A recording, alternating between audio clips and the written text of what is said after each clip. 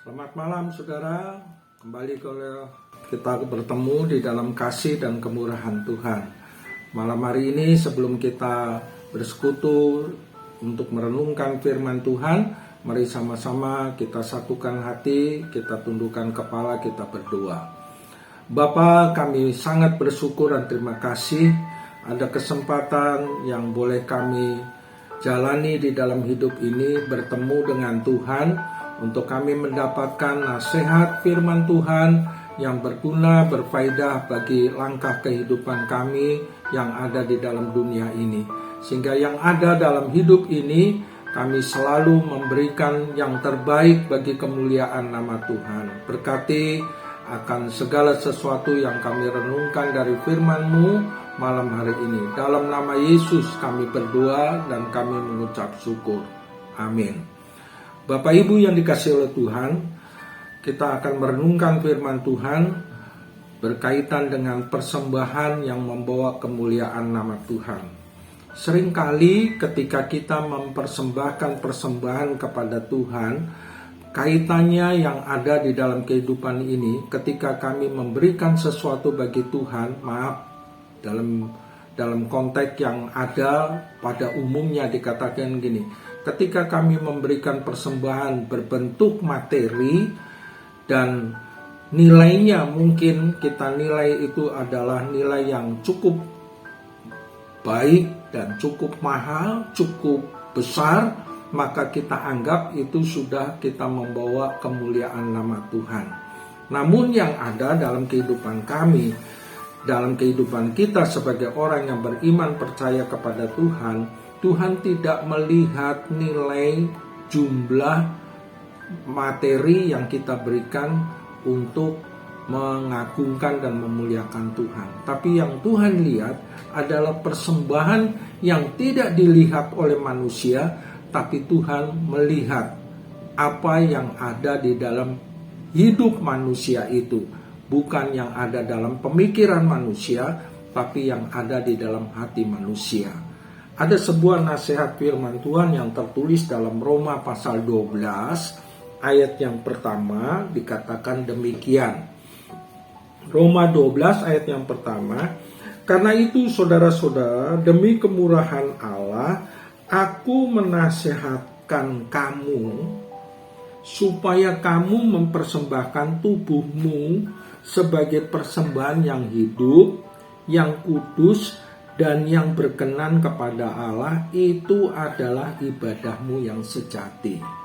Jadi, di dalam kita beribadah kepada Tuhan, kaitannya selalu ada persembahan. Persembahan bukan nilai daripada apa yang kita berikan bagi Tuhan. Seumpamanya uang kolekte atau persembahan sesuatu yang kita berikan bagi pelayanan pekerjaan Tuhan. Tapi yang Tuhan inginkan sebenarnya itu semua berdasarkan apa yang ada di dalam hati kita. Nah, firman Tuhan katakan, demi kemurahan Allah, Tuhan menasihatkan lewat firman-Nya supaya kamu mempersembahkan tubuhmu. Perhatikan, tubuhmu sebagai persembahan yang hidup. Jadi di dalam tubuh kita ada sesuatu yang murni, yang ada di dalam dasar hati kita, yang manusia tidak lihat, tapi Tuhan lihat. Mempersembahkan tubuh. Artinya, hidup yang kita hidupi di dalam hidup ini sebagai persembahan yang hidup, yang kudus, yang berkenan kepada Allah. Artinya gini, ini benar-benar kemurnian yang ada dalam dasar hati kita yang tidak dilihat oleh manusia, tapi Tuhan melihat. Nah, banyak orang tidak mengerti akan hal ini. Jadi yang dia pikir adalah ketika dia mempersembahkan hidup, itu adalah bagian daripada apa yang ada di dalam hidupnya. Harta kekayaan, kepandaian, dan segala-galanya itu yang dipersembahkan. Itu tidak salah, itu benar. Tapi dari kesemuanya itu harus keluar dari apa yang ada di dalam dasar hatinya. Karena banyak orang mengerjakan segala sesuatu yang menjadi persembahannya itu ada di dalam hati yang memunculkan sesuatu di dalam pemikiran, tindakannya, dan tindakannya itu adalah tindakan yang di luar daripada apa yang sebenarnya yang dikatakan yang kudus yang berkenan kepada Allah. Nah, yang kudus yang berkenan kepada Allah itu memberikan sebuah pengertian yang seperti di ayat yang kedua dari Roma 12 ayat 2 berkata begini.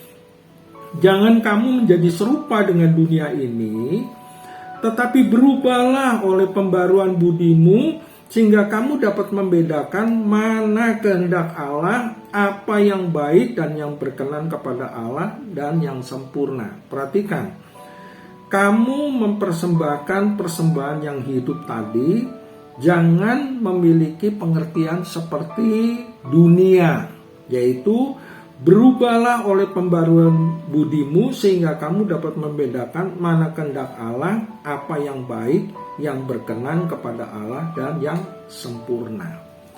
Di dalam Pengkhotbah pasal 9 ayat 8 dikatakan demikian. Pengkhotbah pasal 9 ayat 8. Biarlah selalu putih pakaianmu dan jangan tidak ada minyak di atas kepalamu. Apa sih maksud daripada firman Tuhan ini? Biarlah selalu putih pakaianmu. Putih pakaian ini kan di luar, secara kulit, secara jasmani, kulit. Secara kulit dilihat dalam kasat mata, secara lahiriah bisa dilihat, putih. Lalu kita menganggap putih kan bersih, jernih, dan kita anggap itu suci. Ya, nah banyak orang yang melakukan hal ini seperti itu. Dia beribadah pakai pakaian putih biar kelihatan suci. Tapi belum tentu. Firman Tuhan katakan, jangan tidak ada minyak di atas kepalamu. Artinya gini, minyak di kepala kita itu berarti pengurapan daripada Tuhan. Selain itu juga membuat rambut kita itu menjadi rapi. Nah, semua itu bisa dilihat secara lahiriah, secara kulit, kelihatan baik, tetapi belum tentu baik. Nah, firman Tuhan katakan ini sebagai petunjuk dalam kehidupan kita supaya kita jangan memiliki pengertian yang serupa dengan dunia. Nah, kenapa? Dalam Matius pasal yang ke-11, ini memberikan sebuah pengajaran bagi kita. Matius pasal 11 ayat 25-30 memberikan sebuah pengertian dalam kehidupan kita, yaitu tentang panggilan daripada Tuhan.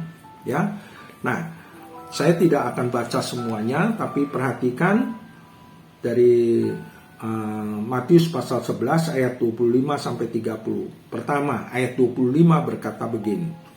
Ada waktu itu berkatalah Yesus, Aku bersyukur kepadamu Bapa, Tuhan langit dan bumi.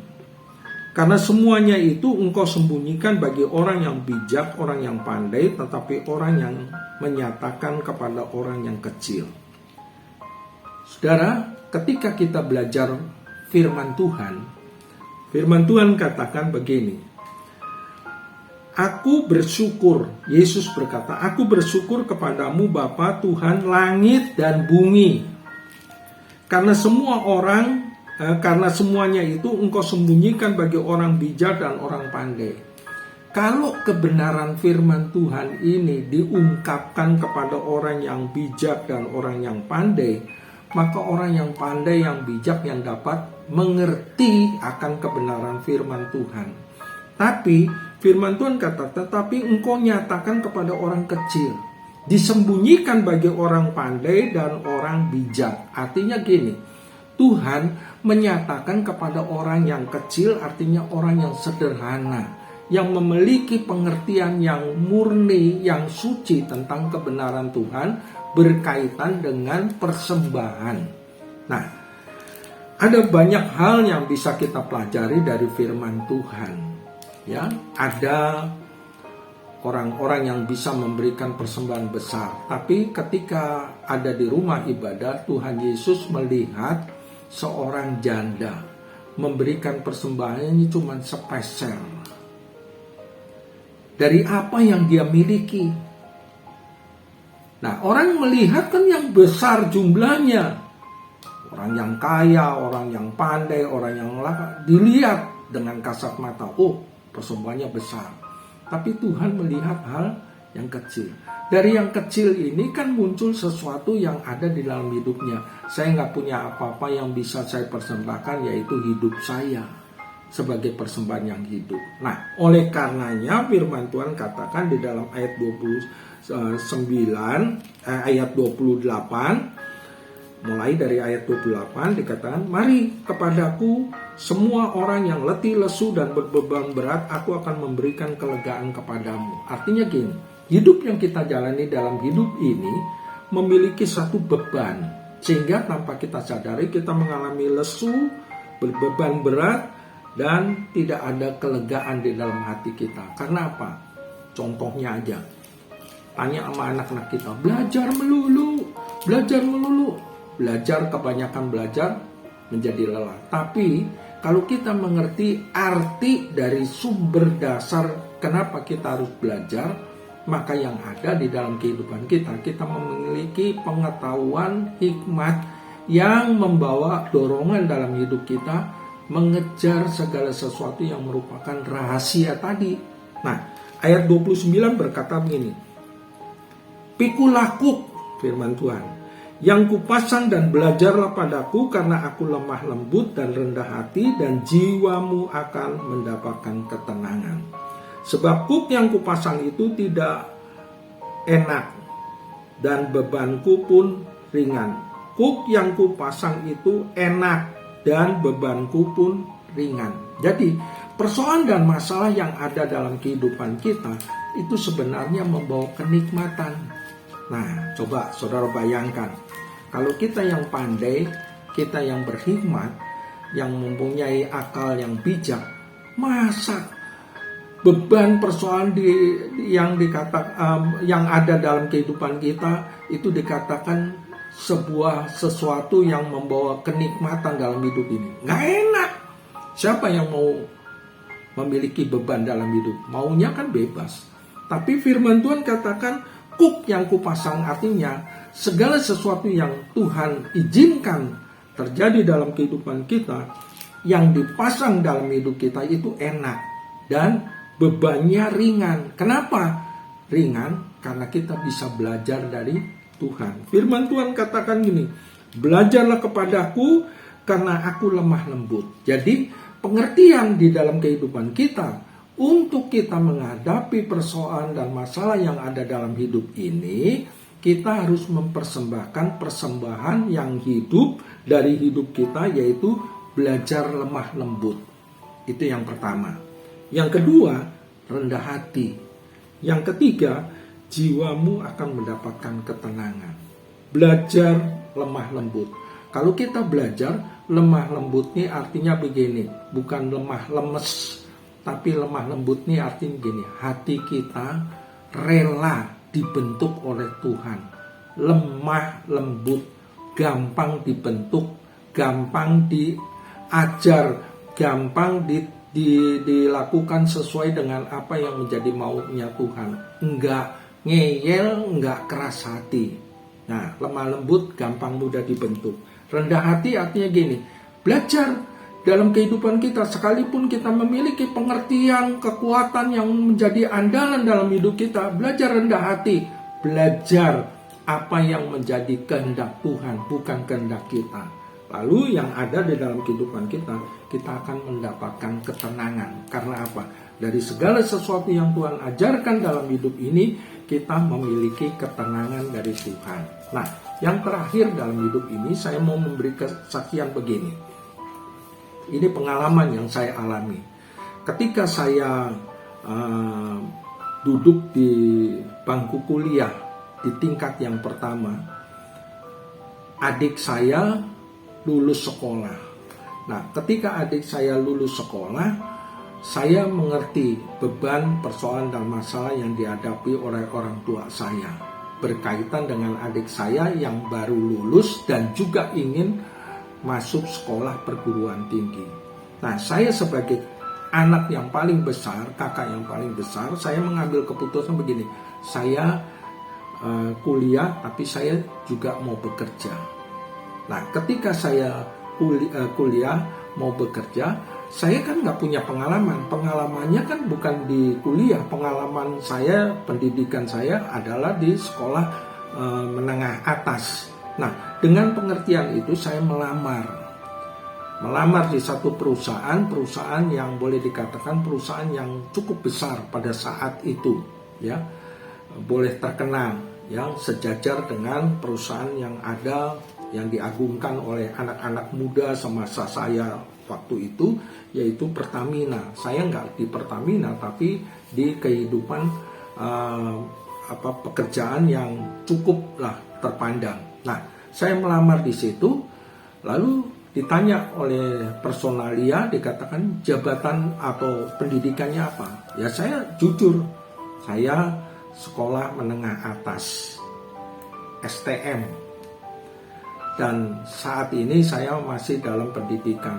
Nah, kenapa kok mau sekolah, kok nggak sekolah, kenapa mau bekerja? Nah, saya ceritakan dengan persoalan masalahnya.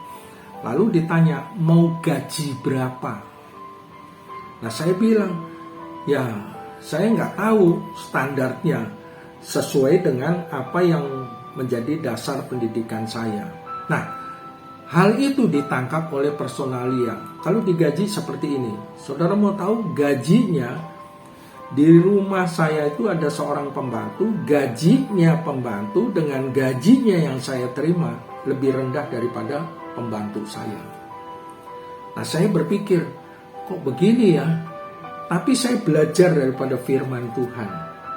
Rendah hati, lemah lembut, artinya gini, belajar mengerti apa yang menjadi tujuan dan maksud daripada Tuhan. Nah, ketika saya mengerti apa arti firman Tuhan ini, saya belajar. Saudara, tidak lama kehidupan kita mengalami kelegaan, ketenangan di dalam Tuhan. Karena apa?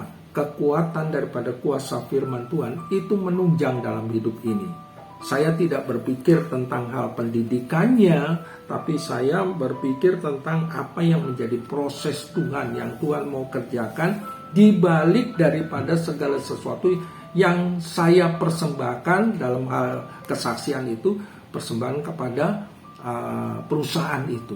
Nah, perusahaan itu melihat dedikasi yang ada di dalam hidup ini. Ya, banyak orang punya pendidikan besar, tujuannya maaf bicara, dia mengambil atau meraih keuntungan dari perusahaan itu.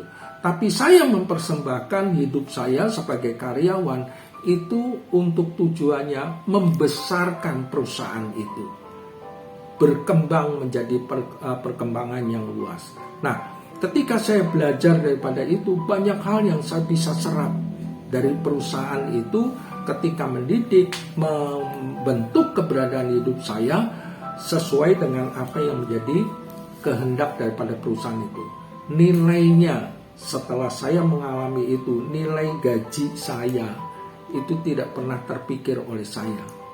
Ada sebuah perubahan yang besar yang saya alami semasa hidup saya dari masa muda sampai masa tua. Sungguh kalau kita berserah kepada Tuhan dan mempersembahkan segala sesuatu yang ada dalam hidup ini, dalam kaitan mungkin pekerjaan, dalam kaitan untuk pelayanan, kalau kita tulus setia, yang keluar dari dasar hati kita, itu yang merubah keberadaan hidup kita menjadi satu perubahan yang mulia. Itu saja pesan firman Tuhan. Mari kita syukuri dan kita berdoa.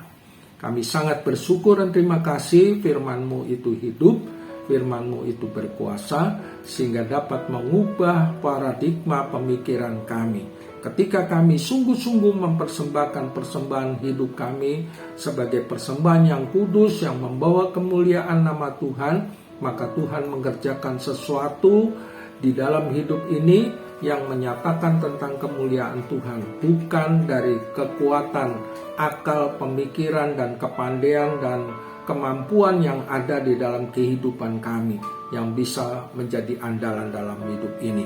Tapi dengan kerendahan hati kami, kami diisi dengan kebenaran firman Tuhan. Karena kebenaran firman Tuhan melebihi segala kebenaran yang ada di dalam dunia ini, yang dapat mengubah paradigma kami tulus melakukan apa yang menjadi perintah firman Tuhan. Sehingga nama Tuhan dipermuliakan, nama Tuhan ditinggikan, bukan karena kuat gagah kami, tapi karena kuasa firman Tuhan. Dalam nama Yesus kami berdoa dan mengucap syukur. Amin.